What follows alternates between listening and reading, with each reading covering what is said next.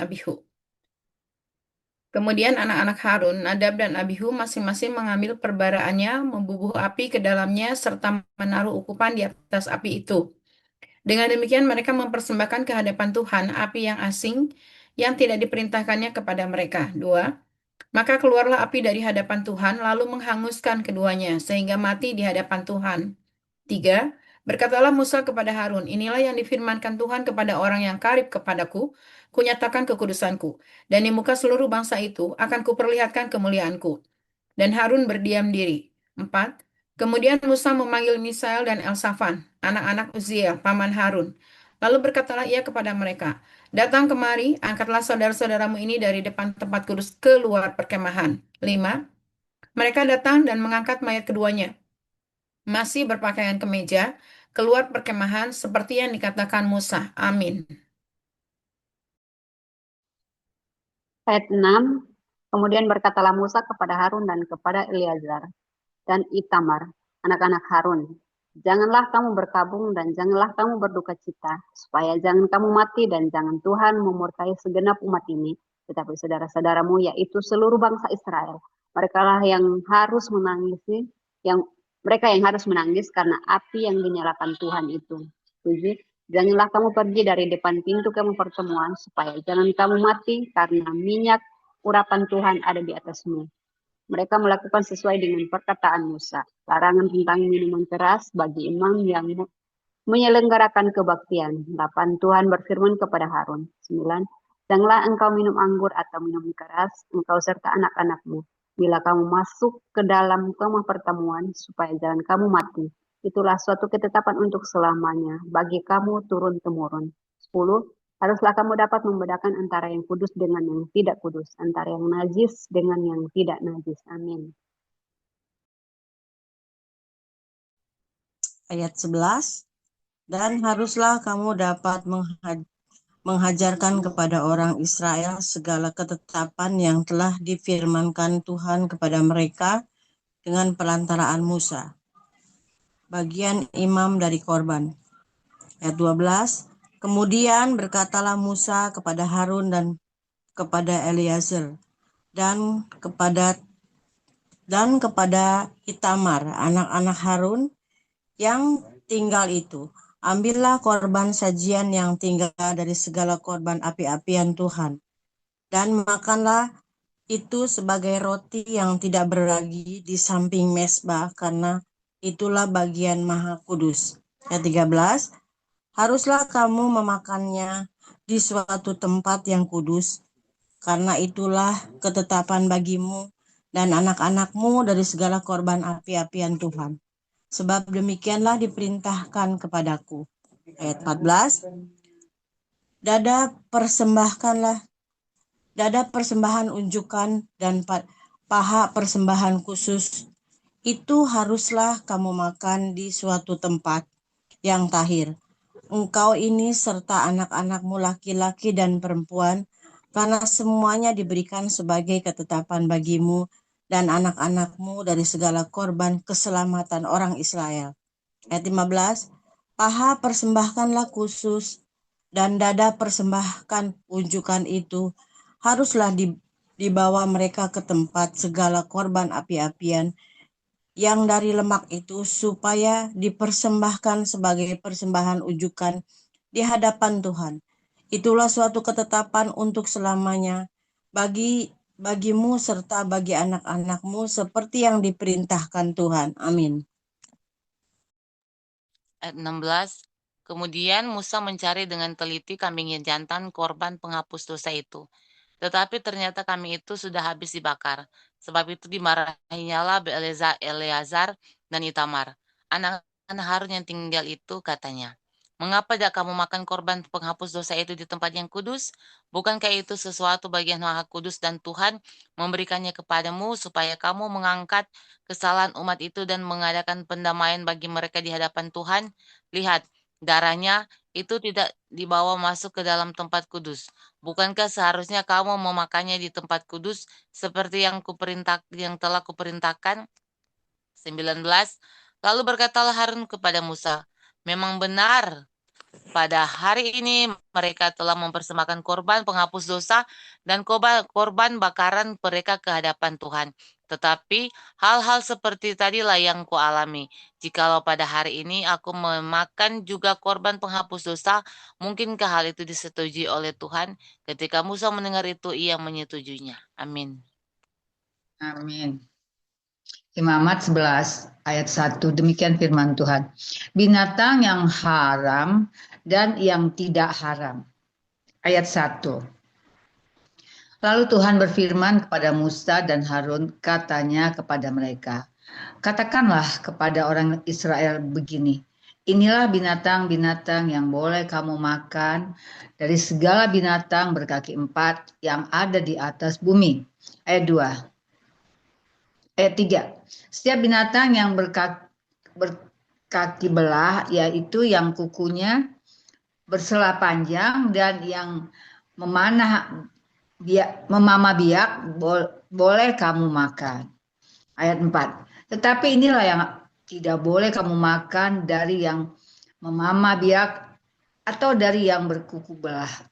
Unta, karena memang memamah biak tetapi tidak berkuku belah, haram itu bagimu. Ayat 5. Juga pelanduk, karena memang memamah biak tetapi tidak berkuku belah, haram itu bagimu. Amin. Ayat 6, juga kelinci, karena memang memamah biak, tetapi tidak berkuku belah, haram itu bagimu. 7, demikian juga babi, karena memang berkuku belah, yaitu kuku bersela panjang, tetapi tidak memamah biak, haram itu bagimu. 8, daging binatang-binatang itu janganlah kamu makan, dan bangkainya janganlah kamu sentuh, haram semuanya itu bagimu. 9, inilah yang boleh kamu makan dari segala yang hidup di dalam air, segala yang bersirip dan bersisik di dalam air, di dalam lautan dan di dalam sungai. Itulah semuanya yang boleh kamu makan. 10, tetapi segala yang tidak bersirip atau bersisik di dalam lautan dan di dalam sungai, dari segala beriman di dalam air dan dari segala makhluk hidup yang ada di dalam air, semuanya itu kejijikan bagimu. Amin. 11. Sesungguhnya haruslah semuanya itu kejijikan bagimu. Dagingnya janganlah kamu makan, dan bangkainya haruslah kamu jijikkan. 12. Segala yang tidak bersirip dan tidak bersisik di dalam air adalah kejijikan bagimu. 13. Inilah yang harus kamu jijikkan dari burung-burung. Janganlah dimakan, karena semuanya itu adalah kejijikan. Burung rajawali, ering janggut, dan elang laut. 14. Elang merah dan elang hitam menurut jenisnya. 15. Setiap burung gagak menurut jenisnya. Amin. 16. Burung unta, burung hantu, camar, dan elang sikap menurut jenisnya. 17. Burung pungguk, burung dendang air, dan burung hantu besar. 18. Burung hantu putih, burung undan, burung ering. 19. Burung ranggung, bangau menurut jenisnya, meragai, dan kelelawar. 20. Segala binatang yang merayap dan bersayap dan berjalan dengan keempat kakinya adalah kejijikan bagimu. Amin. 21, tetapi inilah yang boleh kamu makan dari segala binatang yang merayap dan bersayap dan yang berjalan dengan keempat kakinya, yaitu mempunyai paha di sebelah atas kakinya untuk melompat di atas tanah. 22, inilah yang boleh kamu makan dari antaranya, belalang-belalang menurut jenisnya, yaitu belalang-belalang gambar menurut jenisnya, belalang-belalang kunyit menurut jenisnya, dan belalang-belalang padi menurut jenisnya. 23, selainnya segala binatang yang merayap dan bersayap dan yang berkaki 4 adalah kekejian bagimu. 24, semua yang berikut akan menajiskan kamu. Setiap orang yang kena kepada bangkainya menjadi najis sampai matahari terbenam. 25, dan setiap orang yang ada membawa dari bangkainya haruslah mencuci pakaiannya, dan ia menjadi najis sampai matahari terbenam. Amin.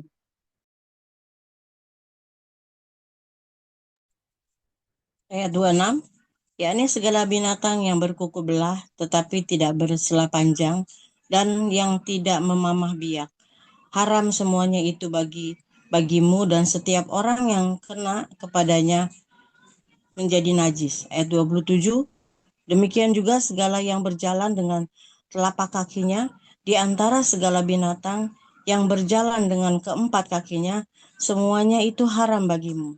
Setiap orang yang kena kepada bangkainya menjadi najis sampai matahari terbenam. Ayat 28.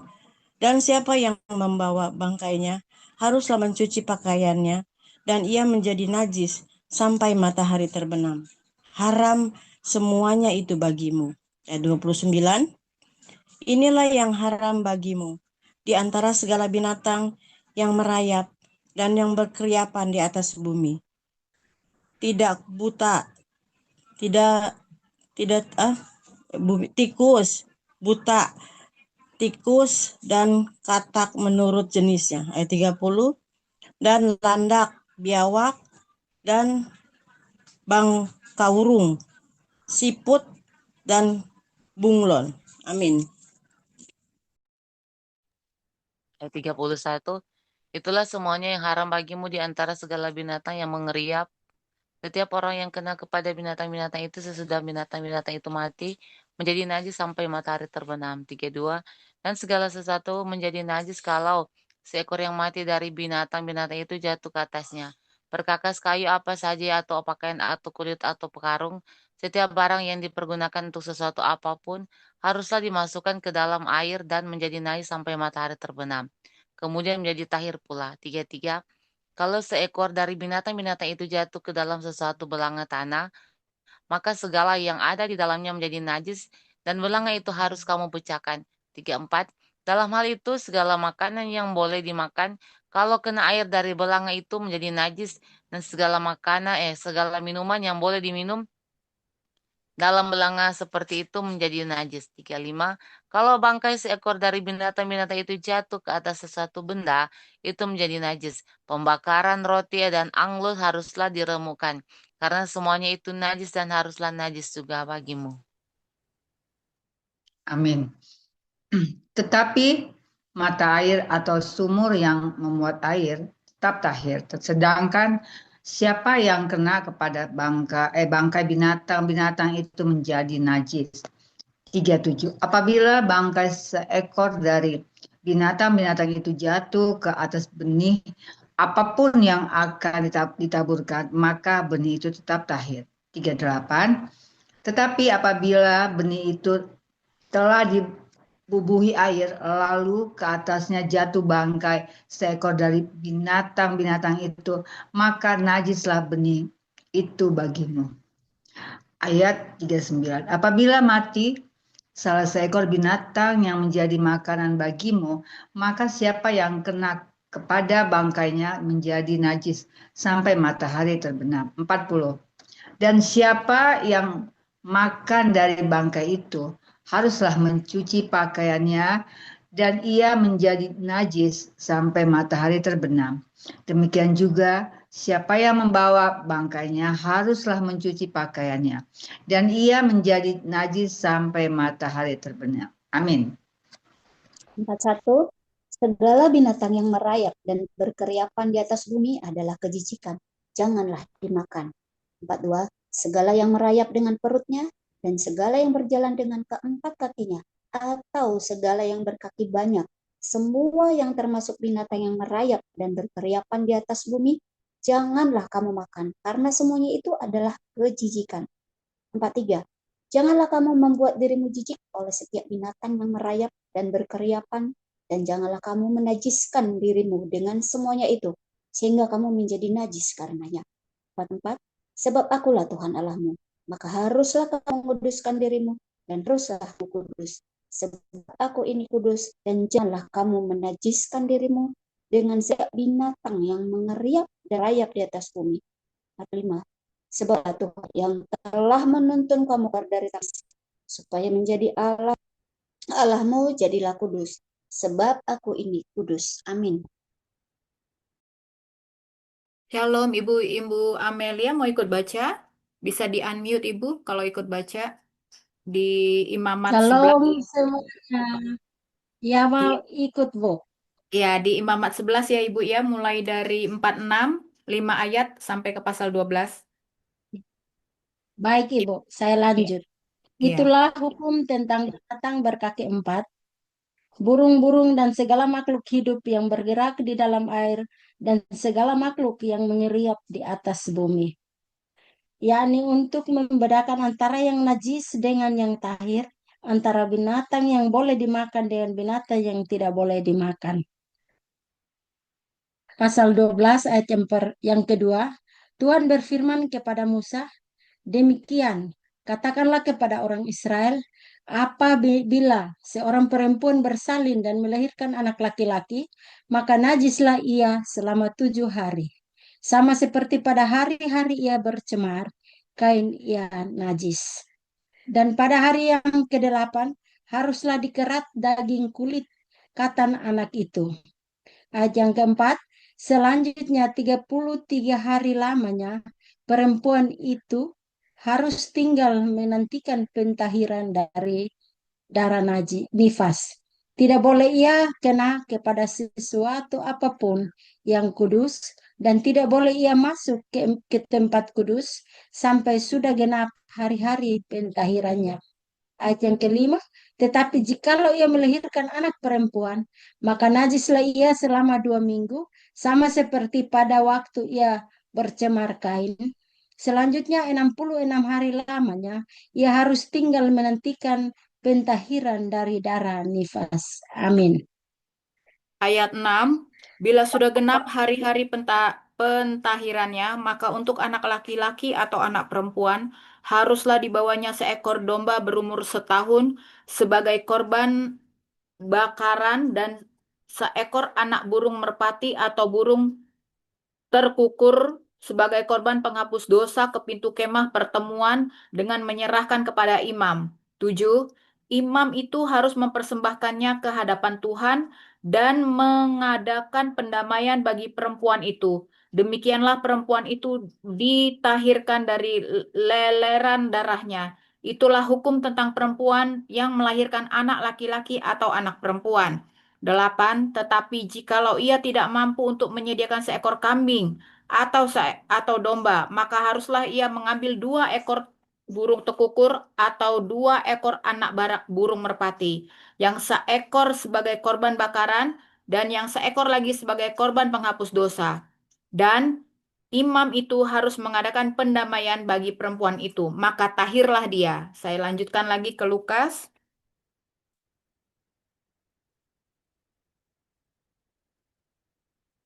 Lukas 9 ayat 1. Maka Yesus mengutus ke-12 murid.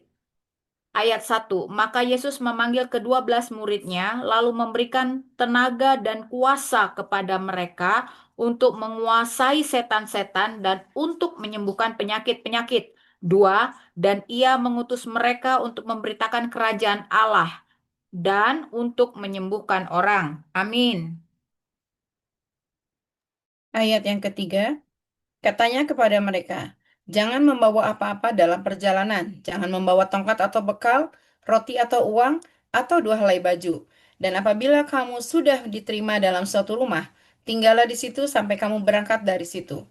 5. Dan kalau ada orang yang tidak mau menerima kamu, keluarlah dari kota mereka, dan kebaskanlah debunya dari kakimu sebagai peringatan terhadap mereka. 6.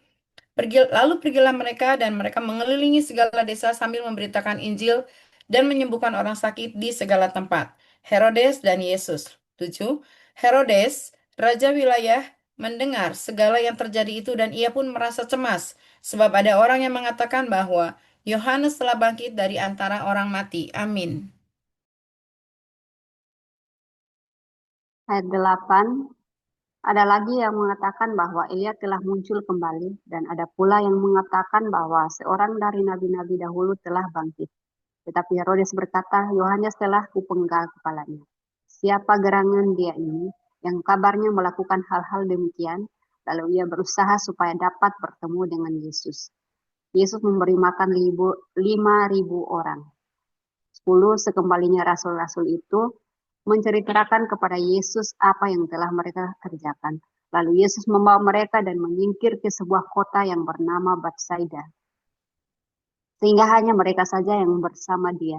Akan tetapi orang banyak mengetahuinya lalu mengikuti dia. Ia menerima mereka dan berkata-kata kepada mereka tentang kerajaan Allah.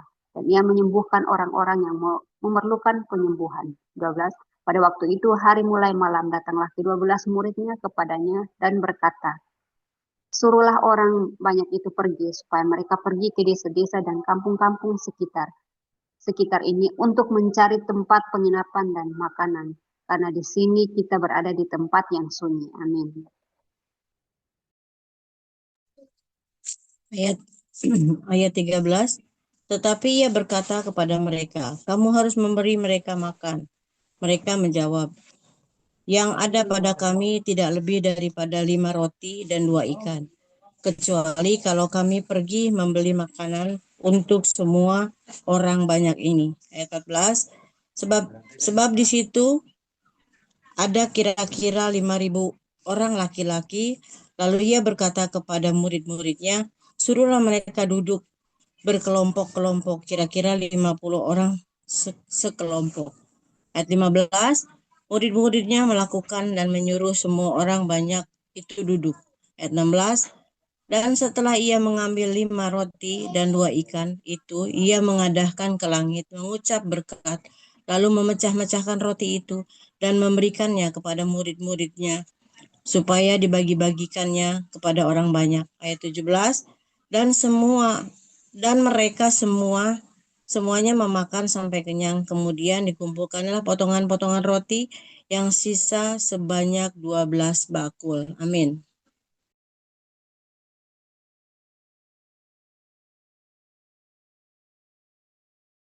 Bu Marina,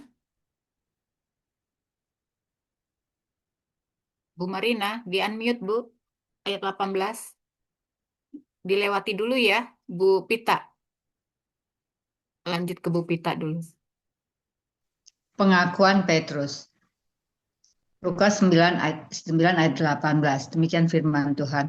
Pada suatu kali ketika Yesus berdoa seorang diri, datanglah murid-muridnya kepadanya lalu bertanya kepada mereka, kata orang banyak, siapakah aku ini? Ayat 19, jawab mereka, Yohanes Pembaptis. Ada juga yang mengatakan Elia. Ada pula yang mengatakan bahwa seorang dari nabi-nabi dahulu telah bangkit. 20. Yesus bertanya kepada mereka, menurut kamu siapakah aku ini? Jawab Petrus, Mesias dari Allah. 21. Lalu Yesus melarang mereka dengan keras supaya mereka jangan memberitahukan hal itu kepada siapapun. Pemberitahuan pertama tentang penderitaan Yesus dan syarat-syarat mengikut Dia. Ayat 22. Dan Yesus berkata, Anak manusia harus menanggung banyak penderitaan dan ditolak oleh tua-tua, imam-imam kepala, dan ahli-ahli Taurat, lalu dibunuh dan dibangkitkan pada hari ketiga. Amin. Maaf kelewat tadi Bu. Ayat 23, katanya kepada mereka semua, setiap orang yang mau mengikut aku, ia harus menyangkal dirinya, memikul salibnya setiap hari dan mengikut aku. 24, karena barang siapa mau menyelamatkan nyawanya, ia akan kehilangan nyawanya. Tetapi barang siapa kehilangan nyawa karena aku, ia akan menyelamatkannya. Apa gunanya seorang memperoleh seluruh dunia, tetapi ia membinasakan atau merugikan dirinya sendiri? 26, sebab barang siapa malu karena aku dan karena perkataanku, anak manusia juga akan malu karena orang itu. Apabila ia datang kelak dalam kemuliaannya dan dalam kemuliaan Bapa dan malaikat-malaikat kudus. 27, aku berkata kepadamu, sesungguhnya di antara orang yang hadir di sini, ada yang tidak akan mati sebelum mereka melihat kerajaan Allah. Amin. Ayat 28, Yesus dimuliakan di atas gunung. Kira-kira 8 hari sesudah segala pengajaran itu, Yesus membawa Petrus, Yohanes, dan Yakobus, lalu naik ke atas gunung untuk berdoa. 29. Ketika ia sedang berdoa, rupa wajahnya berubah dan pakaiannya menjadi putih berkilau-kilauan. 30. Dan tampaklah 2 orang berbicara dengan dia, yaitu Musa dan Elia. 31. Keduanya menampakkan diri dalam kemuliaan dan berbicara tentang tujuan kepergiannya yang akan digenapinya di Yerusalem. 2, sementara itu Petrus dan teman-temannya telah tertidur. Dan ketika mereka terbangun, mereka melihat Yesus dalam kemuliaannya dan kedua orang yang berdiri di dekatnya itu. Amin.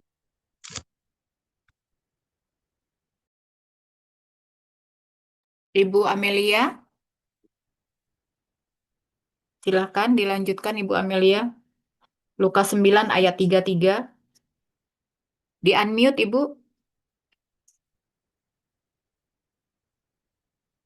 Oke, Ibu Amelia lihat lewat dulu ya. Ibu Muntiara mau baca di Lukas 9 ayat 33. Di-unmute Bu kalau mau ikut baca. Oke, Bu Sinta.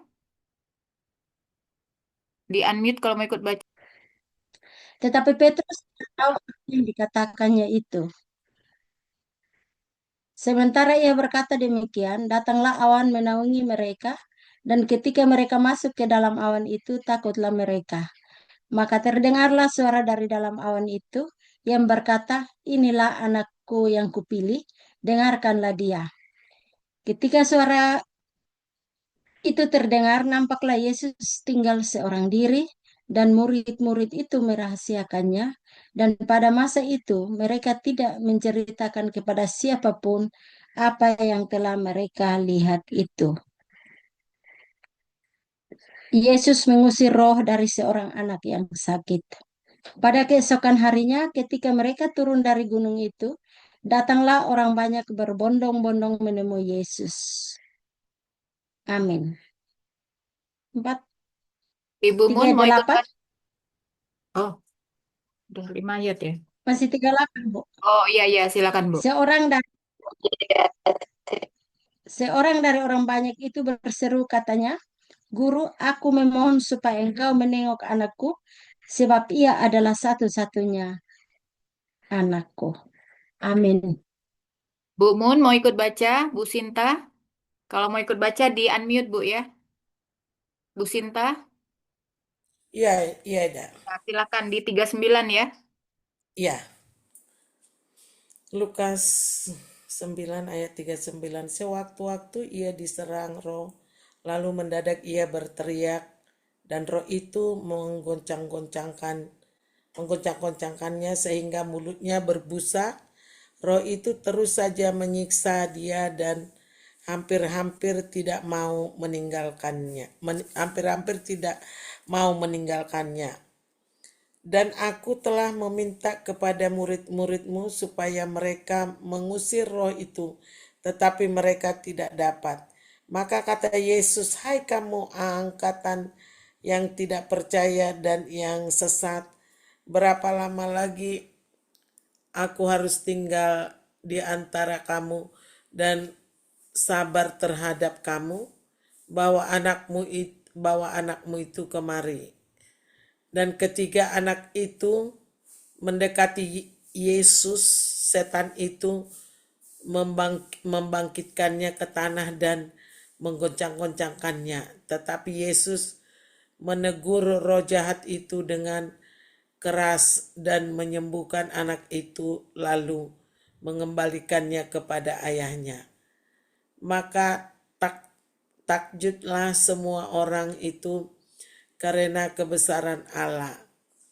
Pemberitahuan kedua tentang penderitaan Yesus.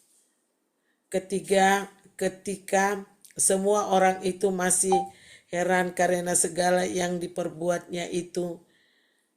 sesuatu yang diperbuatnya itu, Yesus berkata kepada murid-muridnya. Amin. Ibu Mun mau ikut baca Bu, ayat 44 Bu. 55 ya. Iya, Bu. Ayat yang ke-44, Lukas 9 ayat 44. Dengarkanlah dan camkanlah segala perkataanku ini. Anak manusia akan diserahkan ke dalam tangan manusia. Mereka tidak mengerti perkataan itu, sebab artinya tersembunyi bagi mereka, sehingga mereka tidak dapat memahaminya, dan mereka tidak berani menanyakan arti perkataan itu kepadanya. Siapa yang terbesar di antara para murid. Maka timbullah pertengkaran di antara murid-murid Yesus tentang siapakah yang terbesar di antara mereka. Tetapi Yesus mengetahui pikiran mereka, karena itu ia mengambil seorang anak kecil dan menempatkannya di sampingnya. Ayat 48, dan berkata kepada mereka, barang siapa menyambut anak ini dalam namaku, ia menyambut aku. Dan barang siapa menyambut aku, ia menyambut dia yang mengutus aku. Karena yang terkecil di antara kamu sekalian, dialah yang terbesar. Seorang yang bukan murid Yesus mengusir setan. 49, Yohanes berkata, Guru, kami lihat seorang mengusir setan demi namamu, lalu kami cegah orang itu karena ia bukan pengikut kita. Amin. 50. Yesus berkata kepadanya, jangan kamu cegah, sebab barang siapa tidak melawan kamu, ia ada di pihak kamu. Yesus dan orang Samaria. 51. Ketika hampir genap waktunya Yesus diangkat ke sorga, ia mengarahkan pandangannya untuk pergi ke Yerusalem. 52. Dan ia mengirim beberapa utusan mendahului dia. Mereka itu pergi, lalu masuk ke suatu desa orang Samaria untuk mempersiapkan segala sesuatu baginya. 53. Tetapi orang-orang Samaria itu tidak mau menerima dia, karena perjalanannya menuju Yerusalem. 54. Ketika dua muridnya, yaitu Yakobus dan Yohanes melihat hal itu, mereka berkata, Tuhan, apakah engkau mau supaya kami menyuruh api turun dari langit untuk membinasakan mereka? Amin. Ayat yang ke-55. Akan tetapi ia berpaling dan menegur mereka. 56. Lalu mereka pergi ke desa yang lain. Hal mengikut Yesus. 57. Ketika Yesus dan murid-muridnya melanjutkan perjalanan mereka, berkatalah seorang di tengah jalan kepada Yesus, Aku akan mengikut engkau, kemana saja engkau pergi. 58. Yesus berkata kepadanya, serigala mempunyai liang, dan burung mempunyai sarang, tetapi anak manusia tidak mempunyai tempat untuk meletakkan kepalanya. 59. Lalu ia berkata kepada seorang lain, ikutlah aku. Tetapi orang itu berkata, izinkanlah aku pergi dahulu menguburkan Bapakku. Amin. Tanggung Ibu Dede, terusin aja. Sampai pasal 10, Bu. Ayat 60.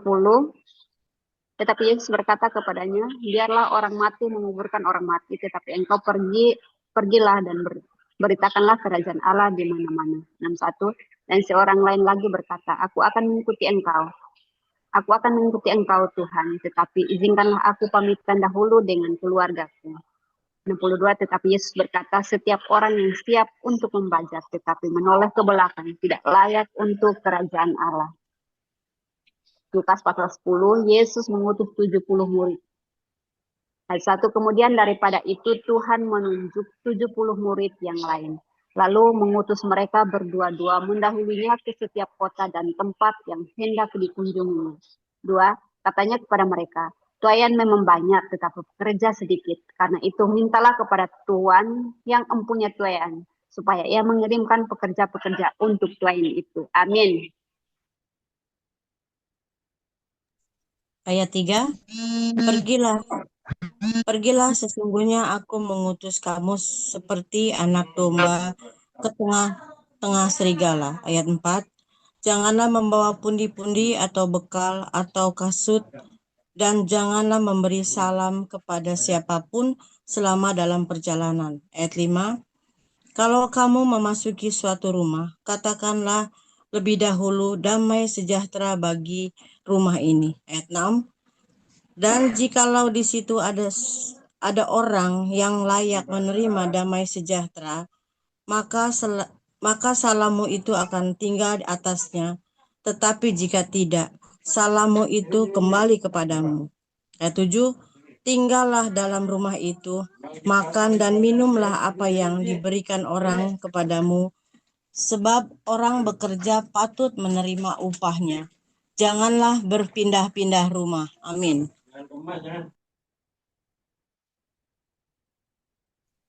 Ayat 8, dan jikalau kamu masuk ke dalam sebuah kota dan kamu diterima di situ,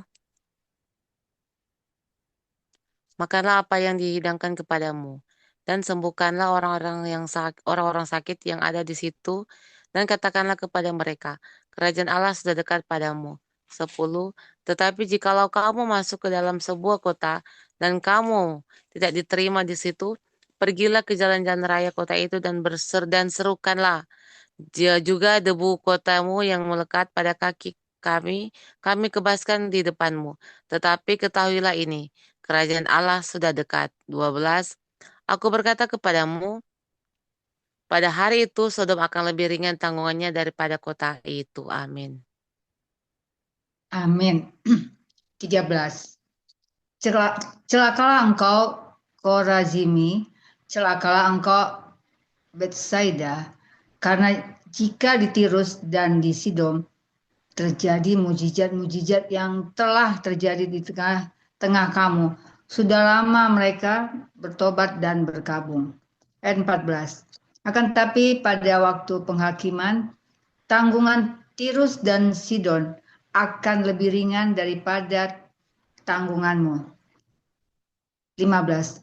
Dan engkau Kapernaum, apakah engkau akan dinaikkan sampai ke langit?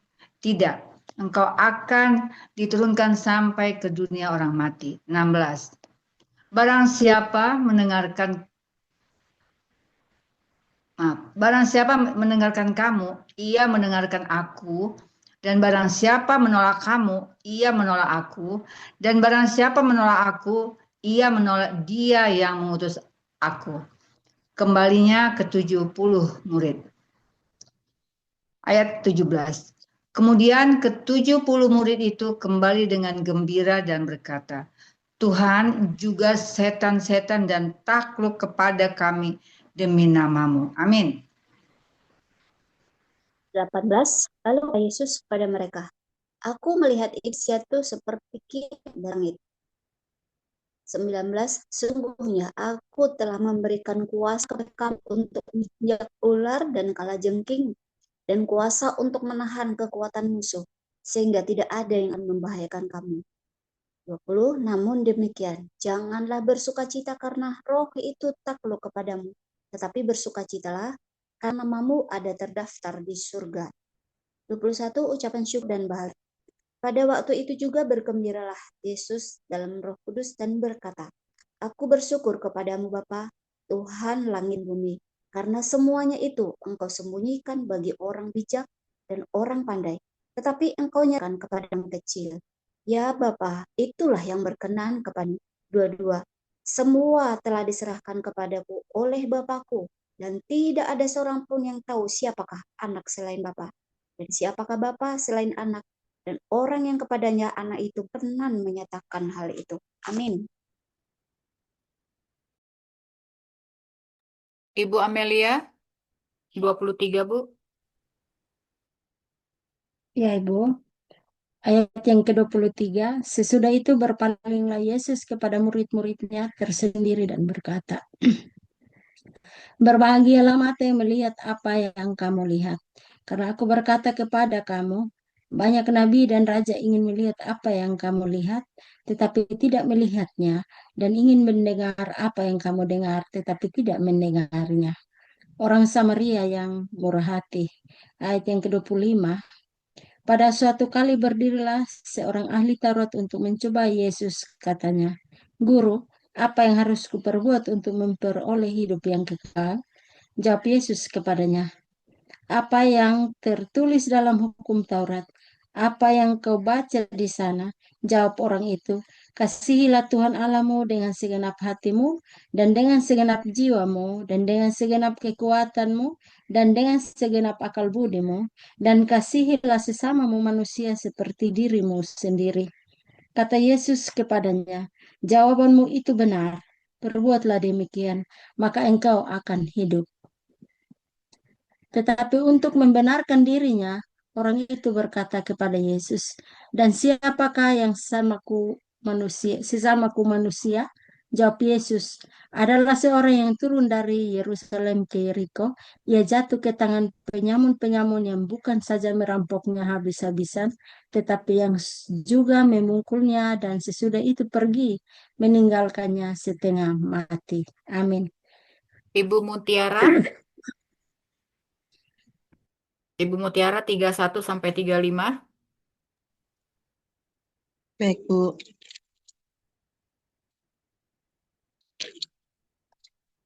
Ayat yang ke-31.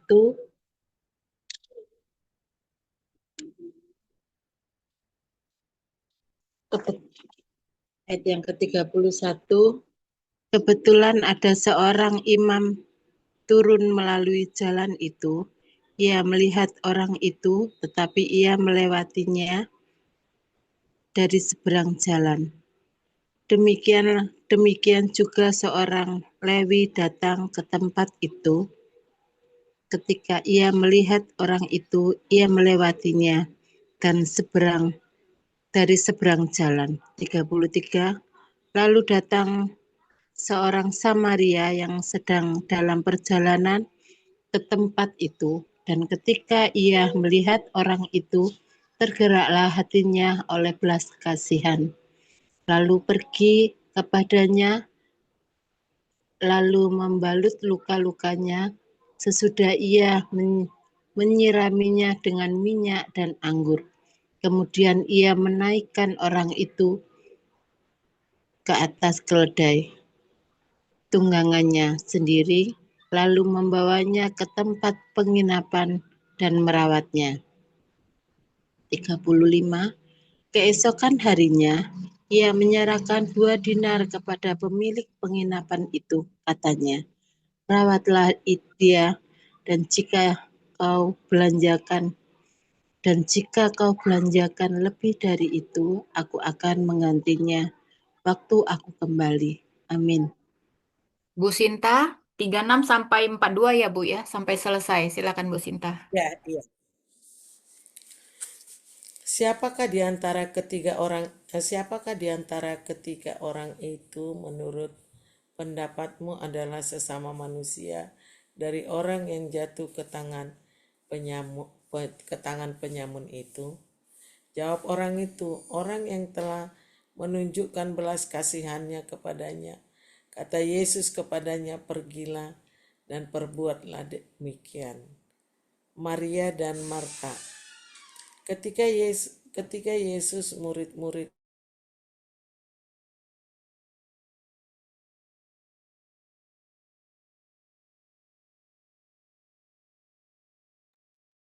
Shalom Bu Sinta. Oh, alah.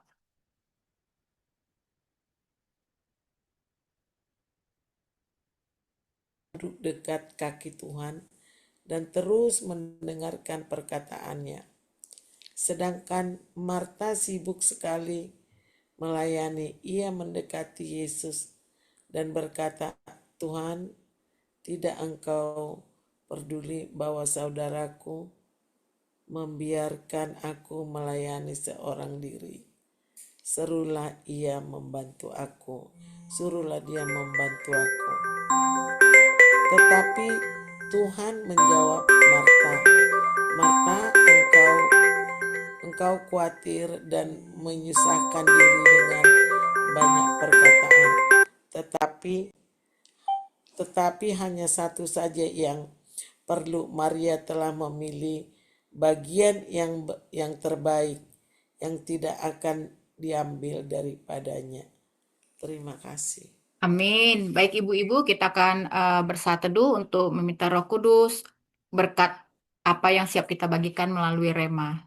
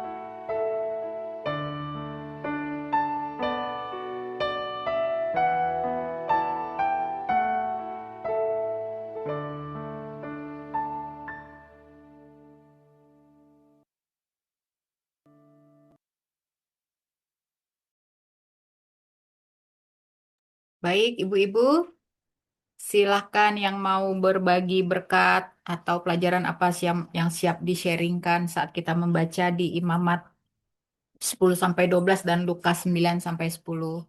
Boleh Ibu Pita, Dewi, Bu Rahayu, Bu Dede, Bu Mun, Bu Marina atau Bu Amelia, monggo. Silahkan. Siapa yang mau mulai duluan?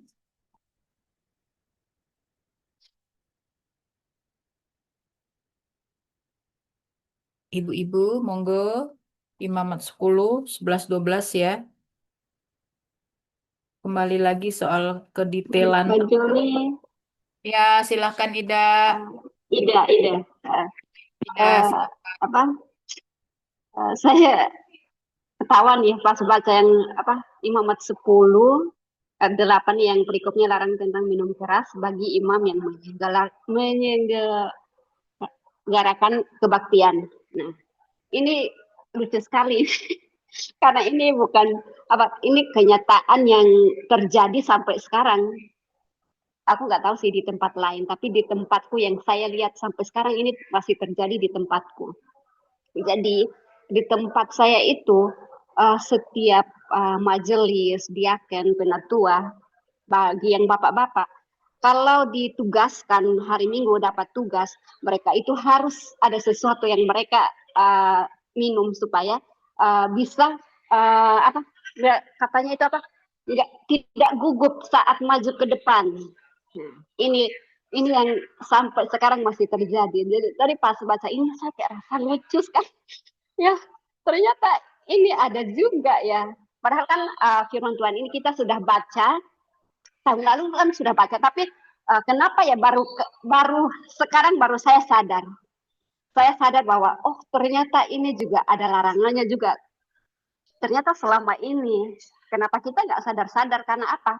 Setiap firman Tuhan, setiap ibadah apapun yang kami lakukan itu hanya sebuah ritual agama, keagamaan, hanya sebuah tradisi. Sehingga iman tidak bertumbuh. Yang saya lihat dari dulu sampai sekarang, kenapa keluarga saya ambil di keluarga saya, contohnya keluarga saya. Kenapa imannya tidak bertumbuh? Karena kami masih lakukan ritual-ritual keagamaan itu. Bukan kami melihat firman Tuhan, melihat ke Injilnya. Karena selama ini memang tidak ada orang yang benar-benar lebih mengerti firman Tuhan untuk menyampaikan kepada kami semua di tempat yang saya dari kampung saya ini. Jadi firman Tuhan yang kami baca, yang kami dengar itu ya hanya sekedar kami baca, tapi kami nggak tahu itu artinya apa.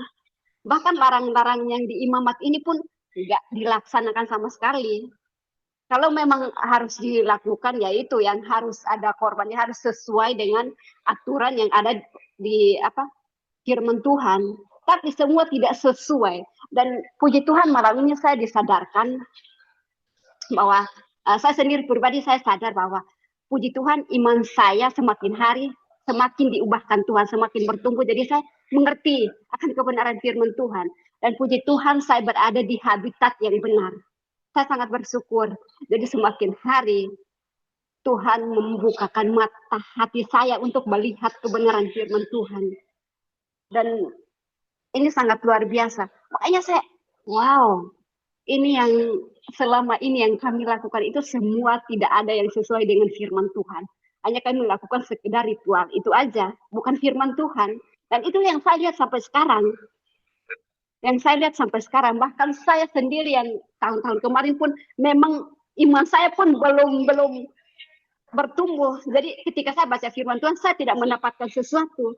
Tapi puji Tuhan di tahun baru ini, saya sangat bersyukur bahwa Tuhan telah membangkitkan iman saya. Jadi ketika saya baca ada sesuatu yang saya dapat untuk merubah pola pikir, merubah pandangan yang selama ini saya menganggap itu sesuatu yang benar, hal yang benar. Merubah yang sesuatu yang menurut kami itu keharusan, tapi keharusan itu ya itu karena tradisi dari turun temurun yang sudah diwariskan. Jadi harus dilakukan, bukan karena firman Tuhan. Dan puji Tuhan, saya sangat bersyukur sampai saat ini yang tahun baru ini saya dapat sesuatu yang baru untuk saya secara pribadi, bahwa saya terus berdoa, Tuhan, tahun ini saya tidak minta sesuatu di tahun baru. Saya cuma minta Tuhan perbaharui iman saya. Saya cuma minta Tuhan, saya tidak minta hal yang lebih gede atau mungkin mujizat yang lebih besar. Tapi saya cuma minta hal yang sederhana. Perbaharui iman saya, mampukan saya untuk merubah, melangkah bersama Tuhan untuk memperbaiki sesuatu yang salah di tahun-tahun kemarin. Dan itu saya catat di buku. Dan saya bilang, Tuhan, kemarin-kemarin saya tergantung dengan pergumulan doa. Saya harus bikin pokok doa ini. Tapi tahun ini saya percaya bahwa setiap doa tidak ada yang tidak terdengar oleh Tuhan. Dan setiap air mata tidak ada yang terlewatkan dari pandangan Tuhan. Dan saya percaya Tuhan sudah mendengar setiap doa yang selama ini saya naikkan. Dan tahun ini saya cuma mau berserah sama Tuhan. Saya percaya sama Tuhan. Tuhan mengubahkan iman saya.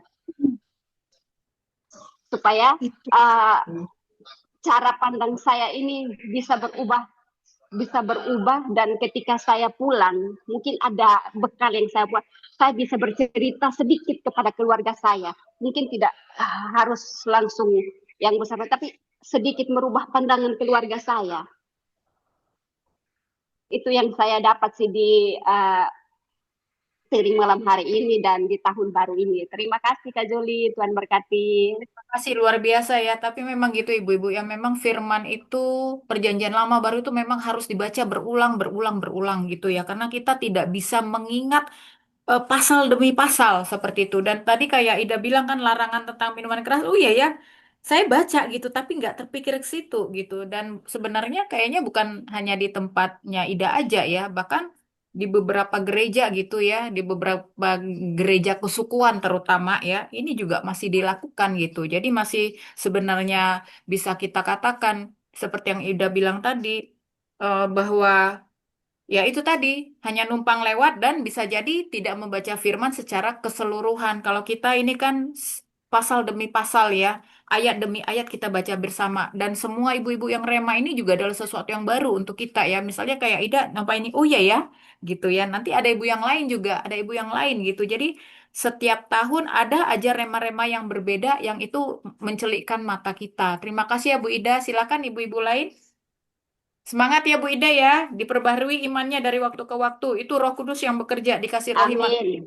dikasih Amin. rohim dan pengetahuan ya, pewahyuan seperti itu. Jadi Amin. nggak mengerti lama-lama membaca terus dibukukan juga, disingkapkan juga. Baik, silakan ibu-ibu yang lain. Bu Pita Ibu silakan. Yoli, saya coba ya. Ya. Ini ayat sangat favorit saya. Dan ini menguatkan saya dalam hidup saya. Dan saya akan coba selalu mengikutinya gitu. Yaitu di dalam Lukas 9 ayat 23. Demikian firman Tuhan, katanya kepada mereka semua, setiap orang yang mau mengikut aku, ya harus menyangkal dirinya, memikul salibnya setiap hari dan mengikut aku. Kalau kita renungkan ayat ini, sebenarnya itu menguatkan kita untuk melakukan kehendaknya. Karena apa? Ketika kita mengikut Yesus, kita memang harus menyangkal diri kita, yaitu egois kita itu kita letakkan. Kita lepas egois kita. Kita mengikuti kehendak Tuhan. Jadi kalau kita namanya kata pikul salib, katanya berat ya gitu ya. Sebenarnya ketika kita mikul salib, bukannya berat. Coba kita pikul salib, lalu kita berserah kepada Tuhan. Saya merasakan damai sejahtera ada dalam diri kita. Jadi bukannya kita pikul salib dari hidup itu kayaknya susah atau berat banget. Saya berani berkata gini, saya sudah merasakan dalam kehidupan saya. Ketika saya misalnya saya ada berdebat sama ya keluarga lah umumnya ya.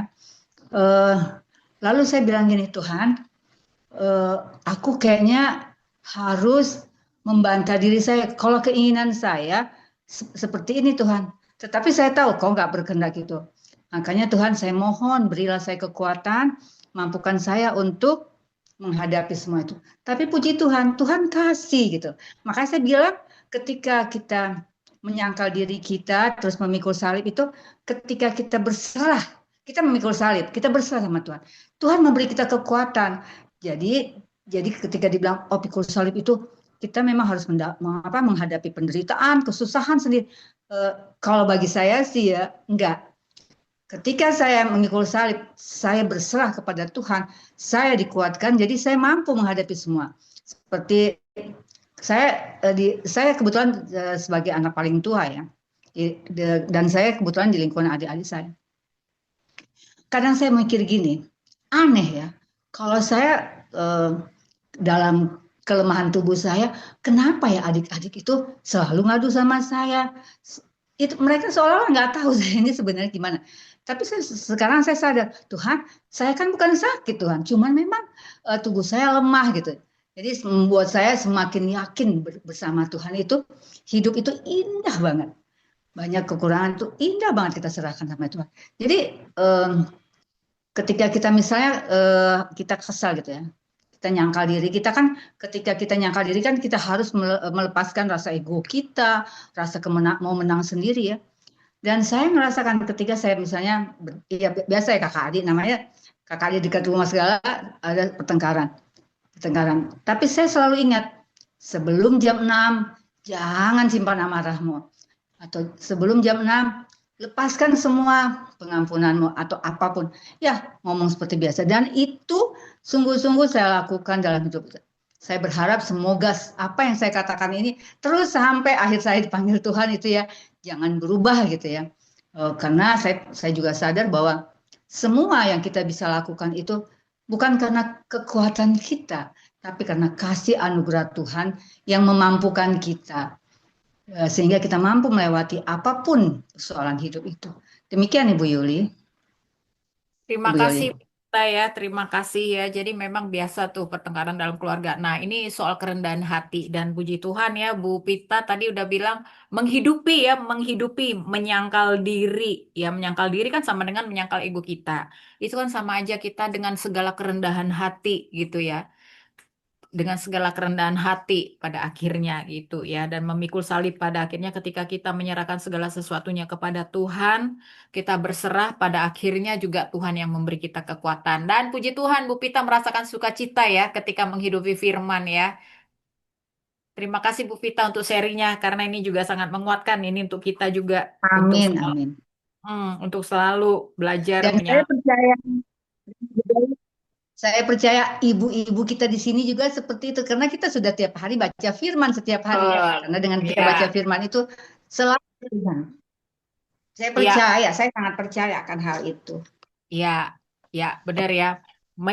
Soal kerendahan hati deh, ini kayaknya saya juga sedang diproses untuk kerendahan hati. Itu dah jadi bergumul dengan diri sendiri, ngomong dengan diri sendiri.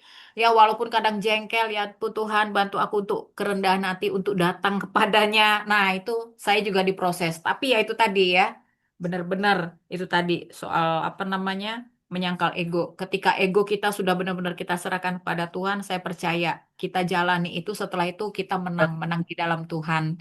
Terima kasih Bu Pita. Kita semangat semua ibu-ibu ya, menyangkal ego. Yuk, baik, silakan Bu Rahayu, Bu Dewi, Bu Mun. Aduh, aku ini kenapa sih internetnya kok selalu error? Ini saya lihat Bu Jolinya nge-freeze. Iya, sekarang saya udah kedengeran belum? Kedengeran, Bu. Ya, oke, Tadi lanjut Bu. sampai ego. Iya, lanjut Bu, silakan. Bu DP, sampai mau Itu lanjut. Bu Mutiara. Bu Mutiara Oh, mau. Bu Mun, silakan Bu Mun. Enggak, ini tadi mau komen Bu Julin kok marah-marah hilang.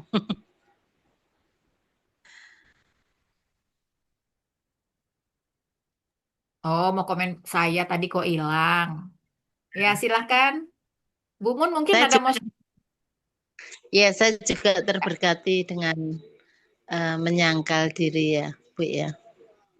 Dengan kerendahan hati. Karena di saat kita melakukan kehendak Bapa. Itu sepertinya kita itu di dunia ini kayak asing gitu. Keinginan-keinginan kita itu seperti dikendalikan. Dan Amin, amin. ya, dan saya juga pernah merasakan jikalau jikalau saat saat saat teduh pagi itu saya hanya mau Tuhan saja yang pimpin saya. Tuhan, aku hanya mau Tuhan saja yang mimpin saya. Lewat penyembahan, lewat pola hidup, cara pikir, apa yang saya lakukan Tuhan, saya mau Tuhan yang pimpin saya. Ya, puji Tuhan, dengan menghidupi iman itu, terjadi satu persatu Tuhan itu menyatakan. Sehingga kalau tiba malam, saat malam itu saya kembali bersyukur. Oh begini ya Tuhan, oh begini ya Tuhan. Sungguh ketaatan itu berharga di mata Tuhan. Begitu Bu yang saya terima. Saya Baik, sangat terima terberkati. kasih. Terima kasih Bu Mu untuk sharingnya. Silakan ibu-ibu lain. Apakah ada Bu Dewi, Bu Rahayu, Bu Nace, Bu Marina, Bu Amelia? Welcome Bu Gabriel. Ada? Kalau tidak ada mungkin Bu Dewi. Yuk, silakan Bu Dewi. Oke, sedikit ya sebelum masuk ke grup yang satu lagi. Itu tadi yang tentang rema dari Kak Ida tadi tentang minuman itu. Ya memang sampai sekarang itu masih ada ya banyak, bahkan dilelang.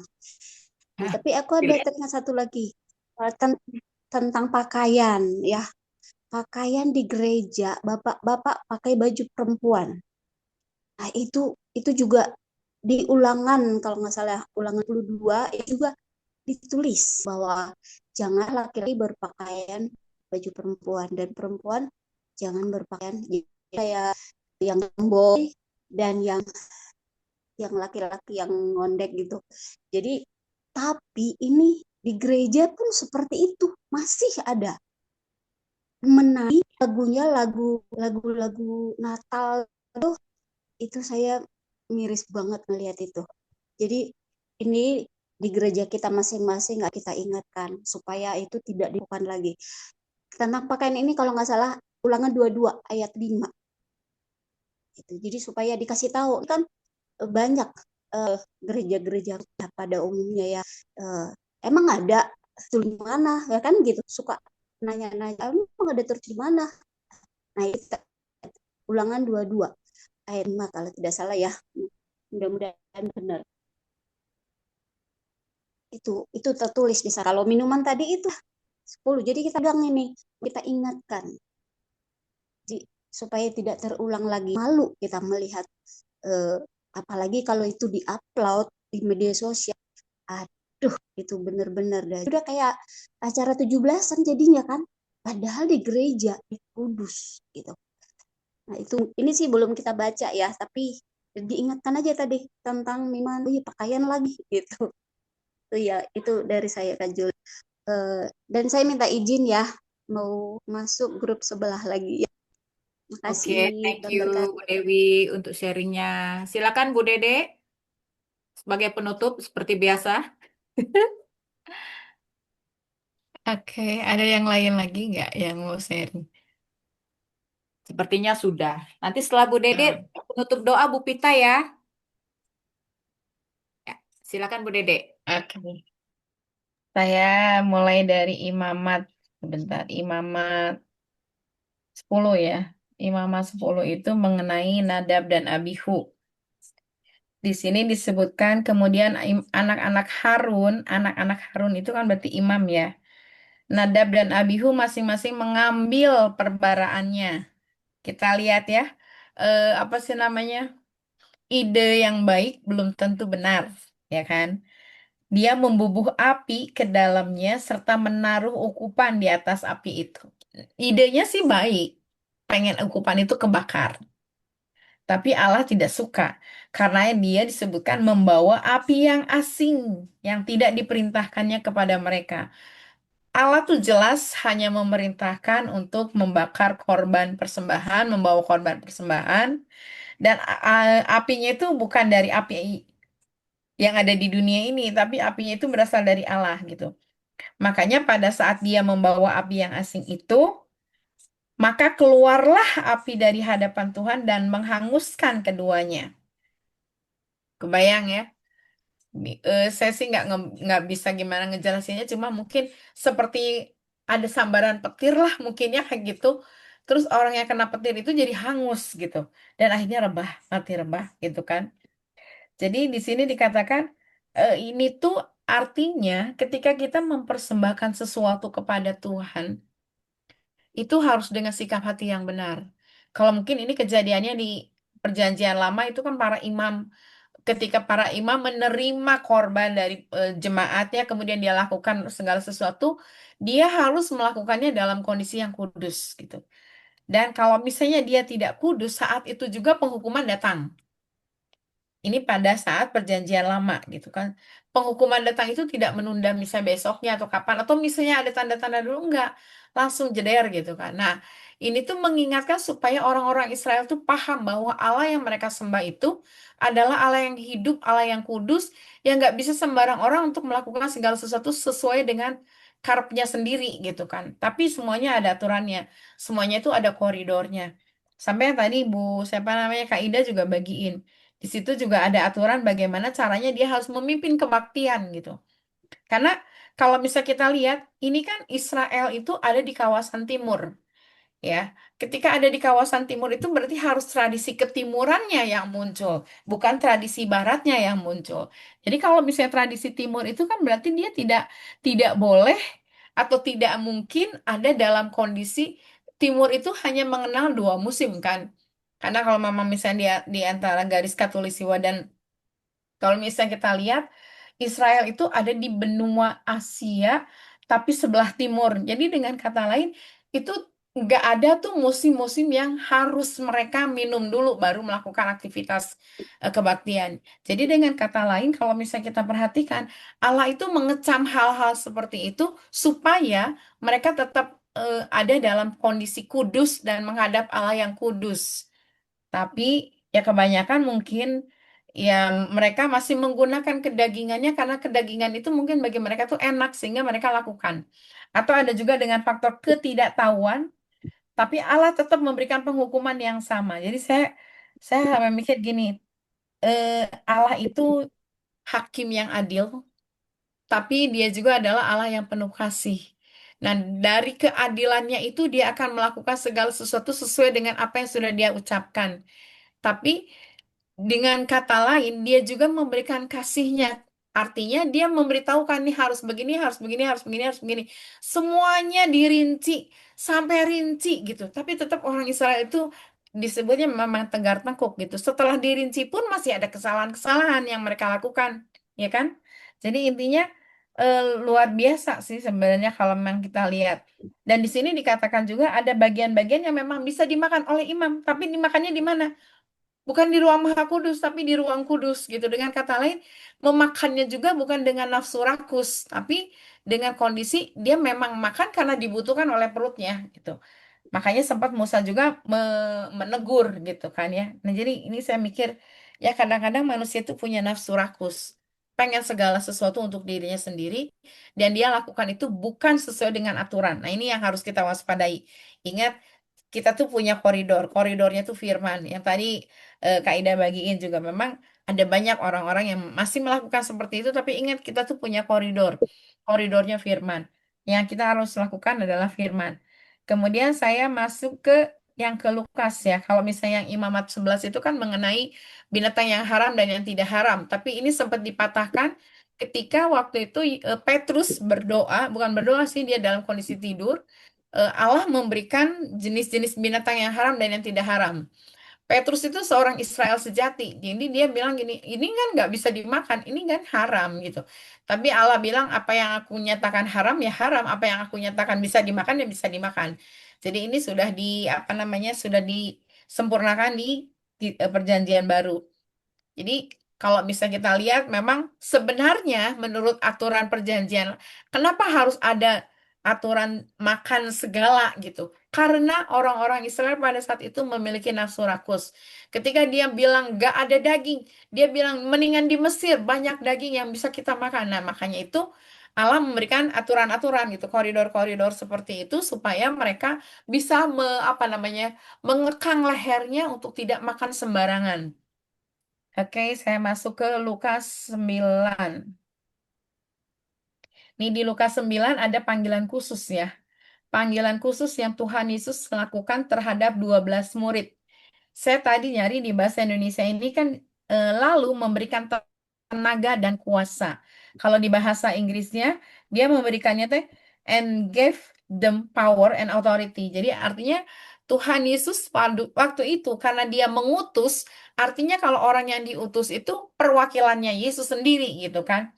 Dia memberikan kepada murid-murid yang 12 ini tuh kuasa dan wewenang.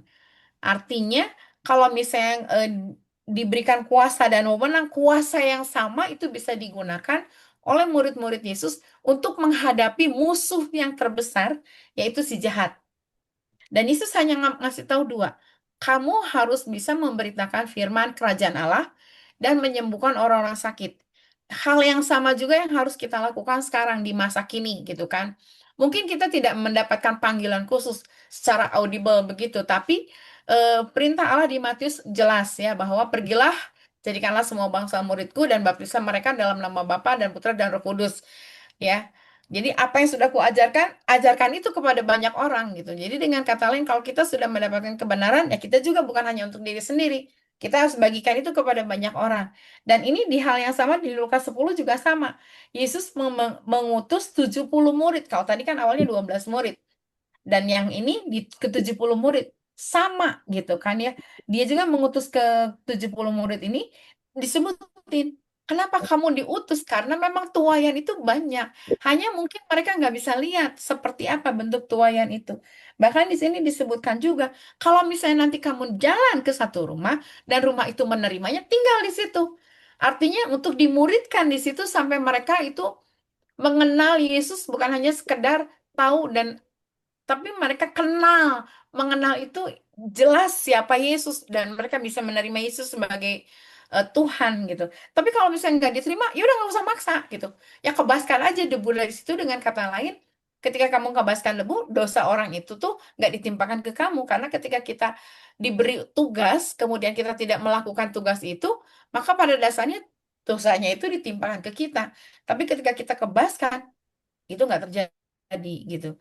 Jadi hal yang luar biasa sih sebenarnya. Yesus nggak nyuruh kita melakukan segala sesuatu di luar kemampuan kita. Karena kan waktu dia mengutus 70 murid itu, dia bilang nggak usah bawa nggak usah bawa baju, nggak usah bawa uang, nggak usah bawa macam-macam. Oh, kamu pergi aja sesuai dengan arahan Roh Kudus, tuntunan Roh Kudus. Dan dikatakan di situ juga perginya mereka berdua-berdua gitu.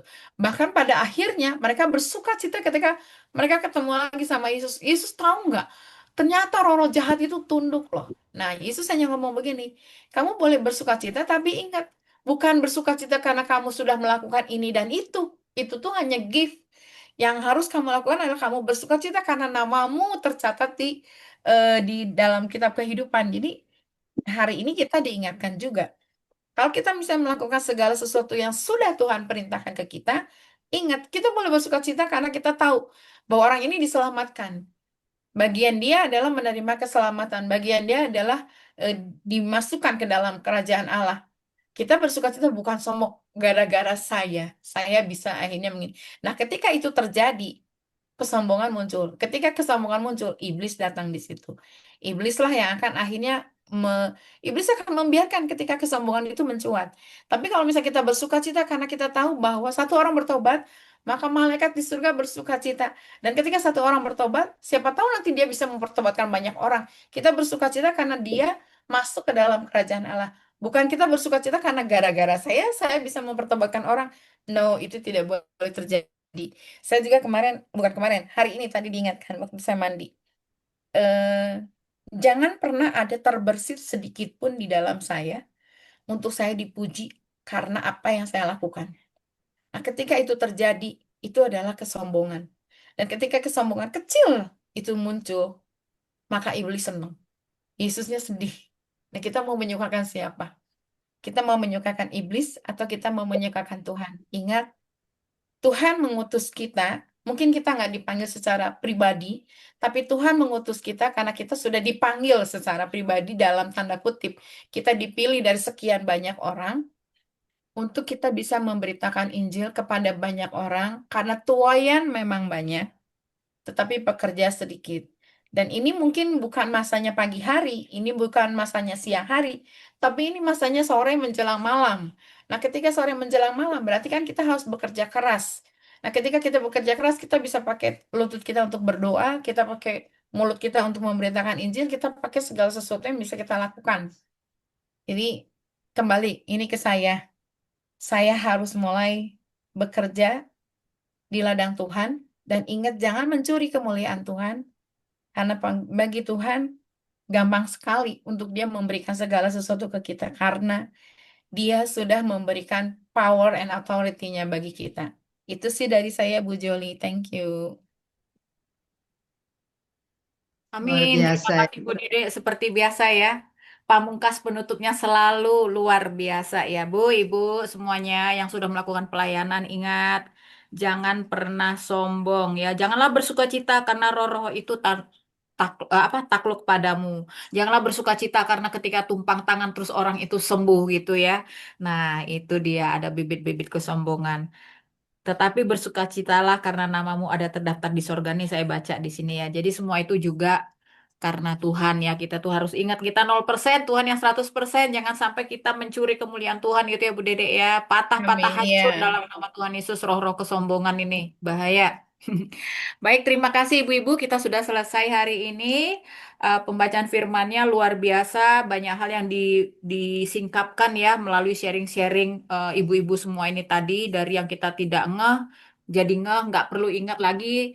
Next, kalau ketemu di gereja, ada loh. Saya sering kayak gitu kadang-kadang dari teman-teman sharing itu mantul apa ingat gitu. Misalnya, ingat loh kalau ini misalnya nih ya kayak Ida nih ya, ketemu nih misalnya saya masuk ke salah satu gereja kesukuan. Melihat itu, ingat loh di ayat Alkitab tuh ada loh yang melarang meminum keras di dalam ini itu ya. Kita sudah pede ngomongnya kenapa? Sudah ada yang sharing, ingat gitu ya. Terus tadi lagi Bu Dede juga ya udah sharing Bu Pita. Itu semua terekam di kepala kita masing-masing pastinya ya. Baik, terima kasih Bu Dede, Bu Pita silakan doa tutup untuk malam ini. Terima kasih. Nanti kita bersatu dalam doa. Ya Bapa yang kami kasihi dalam Yesus Kristus. Segala pujian syukur kami naikkan di hadirat-Mu Bapa. Karena pada malam hari ini, sungguh kami bersyukur dan berterima kasih Engkau Tuhan mempersatukan kami, ibu-ibu yang saling mengasihi. Kami sepakat Bapa pada malam ini datang ke hadirat-Mu, mengucap syukur dan berterima kasih. Tuhan, Engkau beri kami kesempatan untuk membaca firman-Mu dari Imamat 10-12 dan Lukas 9-10. Terima kasih Tuhan, begitu banyak hal yang kami dapat Tuhan, di mana Kau menguatkan iman kami Tuhan. Engkau dengan kasih-Mu yang luar biasa, Tuhan, mengingatkan kami untuk kami merendahkan hati Tuhan. Dan yang teramat bahagianya hidup kami, karena kami ibu-ibu yang ada di tempat ini Tuhan, nama kami sudah tercatat, kami percaya Tuhan, karena kami selalu rindu mau membaca firman-Mu, mau melekat padamu Yesus. Karena itulah Tuhan Yesus, kami percaya bahwa nama kami ada dalam buku kehidupan. Dan malam ini juga kami berdoa padamu Tuhan, agar keluarga kami, anak-anak kami, orang dekat kami semuanya Tuhan juga nama mereka sudah tertulis dalam buku kehidupan. Tuhan, terima kasih Tuhan karena Engkau mengingatkan kami agar kami taat, setia dalam Engkau Tuhan, dan utamanya kami harus merendahkan diri. Terima kasih Tuhan untuk apa yang Kau ingatkan kami ini Tuhan.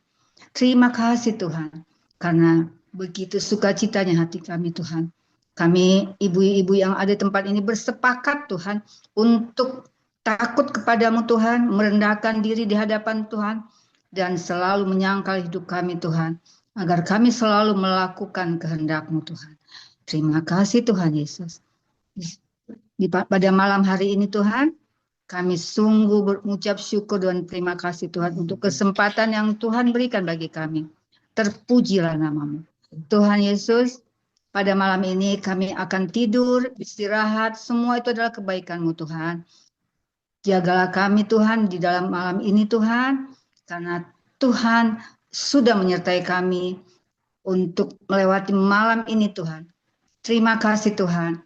Jagalah anak-anak kami Tuhan, jagalah kami, jaga kesehatan kami, berkati hidup kami Tuhan, karena kami harus hidup bersama-Mu Tuhan, selalu dan selalu. Karena kami tahu Tuhan, hidup kami akan terasa hampa tanpa-Mu Tuhan. Terima kasih Tuhan, ampuni kami Tuhan, ampuni. Dan Tuhan yang utama, semoga perkumpulan kami ini Tuhan, pembacaan Alkitab ini semakin solid Tuhan, di bawah Ibu Yuli yang selalu setia dan penuh dengan tanggung jawab yang luar biasa Tuhan. Di kesehatan baginya, keluarganya, dan juga ibu-ibu yang lain Tuhan.